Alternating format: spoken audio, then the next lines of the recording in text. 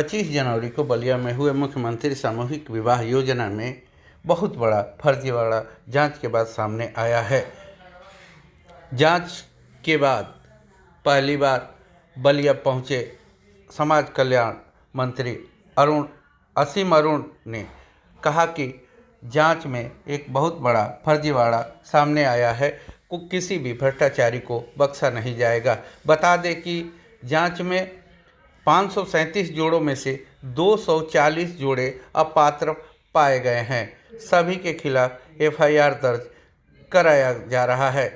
असीम अरुण ने कहा कि मैंने वर्दी उतार दिया है, लेकिन डंडा साथ में लेकर आया हूं। रविवार को मंत्री असीम अरुण ने यह भी कहा कि पुलिस में रहा हूं, वर्दी उतार जरूर दिया हूं, लेकिन डंडा साथ में लेकर आया हूं।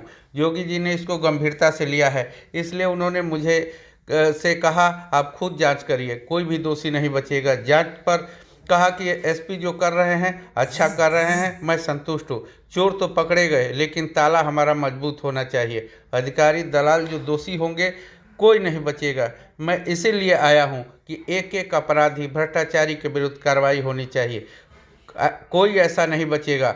यह मैं आप लोगों से वादा करता हूं। प्रदेश का कोई गलत सोच अपराध करना चाहता है तो अच्छा में है, क्योंकि योगी और मोदी जी की प्रदेश और केंद्र में सरकार है।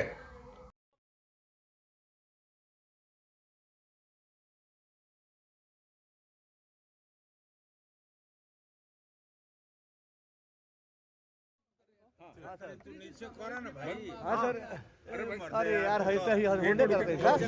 अकेला जी की बोले लगा रखा है आओ नीचे कर लीजिए आईडी भाई। हाँ सर, बलिया में 25 जनवरी को जो सामूहिक विवाह हुआ, मुख्यमंत्री सामूहिक विवाह, उसमें कुछ शिकायतें मिली। क्या शिकायतें मिली, क्या कार्रवाई हुई, और आज आप बलिया आए हुए हैं, अधिकारियों के साथ आपकी क्या वार्ता हुई और किस तरीके से तेजी ला रहे हैं आप जांच में? मुख्यमंत्री सामूहिक विवाह योजना एक ऐसी योजना है जो निर्धन परिवारों की मदद करती है, ऐसी सभी कन्याओं को सम्मान देती है और पूरे उत्तर प्रदेश में बहुत अच्छे से ये योजना संपादित हो रही है।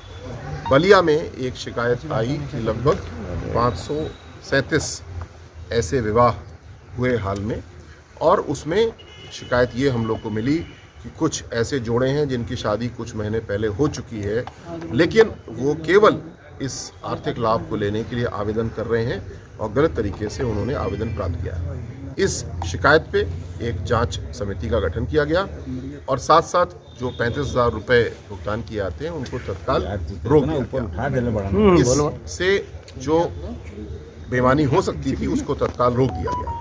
मुझे इस बात की अभी तक संतुष्टि है कि जो 4 अधिकारी इसमें दोषी पाए गए उनके खिलाफ प्रशासनिक कार्रवाई की गई, उनमें से 3 की गिरफ्तारी की गई, और साथ साथ जो दलाल इस काम में जुड़े हुए थे, लोगों को बरगला रहे थे, उनको ठग रहे थे और सरकारी धन को गबन करा रहे थे, दुरुपयोग करा रहे थे, उनकी भी गिरफ्तारी इसमें हुई है। अब आगे क्या कार्रवाई होगी इसके बारे में भी मैं बात करना चाहूँगा। जो सख्ती भ्रष्टाचार के खिलाफ आदरणीय मुख्यमंत्री जी की है वो यहाँ पे लोगों को देखने को मिली, आगे और देखने को मिलेगी। कोई भी ऐसा दलाल, कोई भी ऐसा अधिकारी बचेगा नहीं जिसने सरकारी धन के दुरुपयोग की, गबन की चेष्टा की है। पैसा तो नहीं गया, रोक दिया गया उसको, लेकिन उसको दंडित जरूर किया जाएगा। साथ साथ जो अधिकारियों ने गड़बड़ की है उनको दंडित किया गया। अगर कोई बचा है तो उसके भी आज मैं जांच करूंगा, उसको भी दंडित किया जाएगा। तीसरा सबसे महत्वपूर्ण, ऐसे मौके हमारे लिए होते हैं व्यवस्थाओं को और अच्छा करने के लिए। हमने अभी चर्चा की है, लखनऊ में भी 2 दिन से हमने चर्चा की कि हम सिस्टम को और मजबूत कैसे कर सकते हैं। जैसे कि विवाह प्रमाण पत्र मौके पे ही, कार्यक्रम में ही दिया जाएगा। लड़की की और लड़के की दोनों की फ़ोटो उसके ऊपर होती हैं, जिससे कि यहाँ जिस प्रकार की चेष्टाएँ की गई थी वो नहीं हो पाएंगी। आधार ऑथेंटिकेशन हम कराते हैं लड़की का, लेकिन उसको मौके पे भी हमें चेक करना चाहिए कि कोई और लड़की तो नहीं आ गई है इस काम के लिए, क्योंकि अभी तक ऐसा दुरुपयोग देखने को नहीं मिला था। तो अब जब हमें ऐसी चुनौती मिली है तो हमारा सिस्टम बहुत मजबूत है। हमारी DBT, हमारा आधार, इन सब चीज़ों को जोड़ करके हम लोग जल्दी 2 सप्ताह के अंदर ऐसी पुख्ता व्यवस्था बना लेंगे कि दोबारा कहीं किसी की अगर कुछ चेष्टा भी है ऐसी गड़बड़ी करने की तो हमारा सिस्टम इतना मजबूत होना चाहिए कि वो ना करे। अच्छा सर, एक पहलू और इसमें है जो अनसंवेदनशीलता दिखाई गई। जैसे कि मैंने भी वीडियो में देखा कि कुछ बहनें खड़ी हैं और 2 दूल्हे केवल खड़े हैं या 3 खड़े हैं और उनको शादी का एक ऐसा कार्यक्रम दिखाया जा रहा है।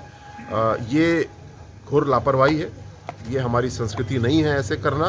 और अभी मैं और इसकी जांच कर रहा हूँ वो व्यक्ति कौन है जिसका निर्णय था कि इस प्रकार गलत तरीके से किसी महिला को, किसी पुरुष को अपमानित किया जाए और जो संस्कार हैं उसके विपरीत तरीके से कार्य किया जाए। ये अभी परीक्षण का विषय है, उनको भी दंडित किया जाएगा। यद्यपि वो अपराध भ्रष्टाचार का तो नहीं है, लेकिन असंवेदनशीलता भी एक बहुत बड़ी गलती है, उनको भी दंडित किया जाएगा। कितने अपात्र पाए गए? कितने अपात्र मिले हैं? 537 जोड़े इसमें इन्वॉल्व थे और अभी तक की जांच से लगभग 240 अपात्र पाए गए हैं। 20 ऐसी टीमें बनाई गई, 3 दिन के अंदर घर घर बेच करके इसकी जांच कराई गई। जो शेष हैं उनके लिए और अभी जांच की जा रही है, किसी का कुछ तकनीकी विषय है उसका और परीक्षण किया जा रहा है, लेकिन फिलहाल 240 गिरफ्त पाए गए हैं। इनके सभी के जो भेंट स्वरूप सामान दिया जाता है वो लगभग वापस आ गया है।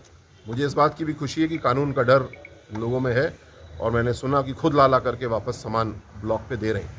तो ये भी अनुरोध करूंगा मैं कि किसी को अगर गलत तरीके से लाभार्थी बनाने के लिए प्रोत्साहित किया गया है तो उनको भी हम एक पीड़ित के रूप में, विक्टिम के रूप में देखते हैं। उनकी सामग्री वापस कराएंगे, पैसा तो उनको नहीं मिला है, और उनको जिसने ठगने का प्रयास किया उसके खिलाफ वो सबूत दें, बयान दें। हम जो पीड़ित हैं उनकी मदद करेंगे और अधिकारी और दलाल जिन्होंने गड़बड़ी की उनको सभी को दंडित करेंगे। जांच का दायरा जिला स्तर तक रहेगा या प्रदेश स्तर तक? प्रदेश स्तर पर क्या इसकी जांच करवाएंगे? क्या जहां शादियां हुई हैं पूरे प्रदेश में? इसमें 2 तरह की जांच है। एक जो गड़बड़ी के आरोप लगे, जितना सत्य पाया गया उसकी आपराधिक अन्वेषण, इन्वेस्टिगेशन एसपी बलिया द्वारा कराया जा रहा है। मैंने उसकी समीक्षा की, मैं संतुष्ट हूँ, लेकिन उसको और तेज करने की ज़रूरत है, उसको और मजबूत करने की ज़रूरत है, जिससे कि किसी न्यायालय में एविडेंस कलेक्शन कमज़ोर हुआ इसकी वजह से लाभ न मिले। जो राज्य स्तर पे हमने तत्काल ये समीक्षा की, जैसे मैंने बताया कि चोर को भी पकड़ना है और ताले को भी मजबूत करना है, यानी आधार ऑथेंटिकेशन, खाते से जोड़ना, फ़ोटो खींचना, मौके पे ही, कार्यक्रम स्थल पे ही विवाह प्रमाण पत्र देना, ये चीज़ें ऐसी हैं जो भविष्य में इन संभावनाओं को लगभग समाप्त कर सकती हैं कि कोई भी हमारी गड़बड़ी की चेष्टा ना करे। उसको भी, लेकिन ये समीक्षा का विषय होता है, एक नीति परिवर्तित की जाती है। जल्दी हम नीति को और मजबूत करेंगे। चोर तो पकड़े गए, लेकिन ताला भी हमारा मजबूत होना चाहिए, इसके लिए काम किया। सर, ताले की कितनी चाबियां बनाई है और कितने हाथों में दे रखी है? ताले की कितनी चाबियां बनाई है, कितने हाथों में दे रखी है? ताली वो सुरक्षित हाथों में। ताले को मजबूत करना हमेशा हमारा काम है और मैं तो जीवन भर पुलिस में रहा हूँ, चोरों को पकड़ा है, वर्दी जरूर उतार दी है, लेकिन डंडा साथ में लेकर के आया हूँ। जो दोषी हैं उनके खिलाफ भरपूर कार्रवाई होगी। योगी जी ने इसको बहुत गंभीरता से लिया है, इसीलिए उन्होंने मुझसे कहा कि आप स्वयं इसकी जांच करिए और कोई भी अधिकारी, कर्मचारी, दलाल, कोई व्यक्ति नहीं बचेगा।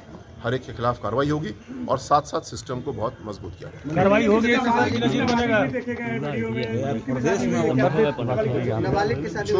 जो मैंने बताया कि 240 प्रमाणित हैं और शेष जांच हो रही है, वो इसीलिए अभी जांच हो रही है कि जो अपात्र आयु के विषय में है तो उसकी जांच का विषय, उसको भी तत्काल जो जांच अधिकारी नहीं कह सकते हैं, क्योंकि उसका मेडिकल परीक्षण करना होगा, उसके डॉक्यूमेंट चेक करने होंगे, तो वो भी हो जाएगा।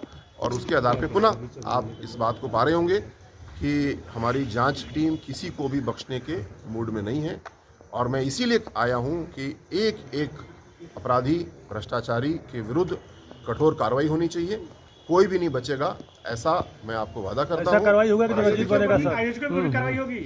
पूरे उत्तर प्रदेश के लिए केवल यही स्कीम नहीं, किसी भी स्कीम में अगर किसी का जरा भी मूड कर रहा है भ्रष्टाचार करने का, तो उसको याद दिलाना चाहेंगे कि ये योगी सरकार है, यहाँ पे किसी भी प्रकार का अपराध, भ्रष्टाचार क्षम नहीं है।